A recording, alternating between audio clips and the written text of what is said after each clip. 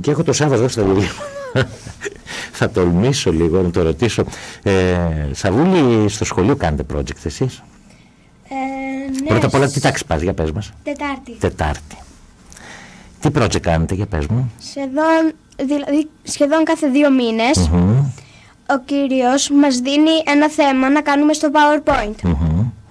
Και στο PowerPoint, το οποίο, να πούμε για τον κόσμο που δεν ξέρει, είναι το λογισμικό παρουσιάσεων της Microsoft. Ναι. Και ας πούμε δίνει σε μία ομάδα την εκκλησία του Αγίου Γεωργίου, στην άλλη του Αγίου Φιλίππου και διάφορες εκκλησίες μία φορά μας έδωσε. Και συνεργαζόμαστε με τους φίλους μας, πιο πολύ τις Δευτέρες, στο μάθημα της πληροφορικής, γιατί για εμάς είναι τις Δευτέρες τη τάξη μου.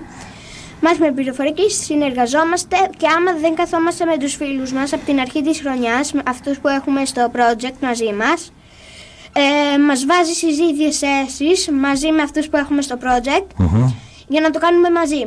Όταν είστε στο σπίτι, πώς συνεργάζεστε με τους φίλους σας? Γιατί μένετε μακριά ένας από τον άλλον. Με κάποιους ζούμε κοντά, ναι, αλλά με τους πιο πολλούς εγώ ζω μακριά. Ναι. Και πώς συνεργάζεσαι? Άμα θέλουμε να συνεργαστείτε, ναι. Άλλες μέρες εκτός από την πληροφορική που είναι τη Δευτέρα, θα μιλήσουμε μέσω Skype ή μέσα μηνύματα. Όπου στο Skype ανταλλάσσετε και γραπτολόγο και προφορικά και βλέπεστε κιόλας, κάνετε εικονοκλήσεις, έτσι δεν είναι? Ναι.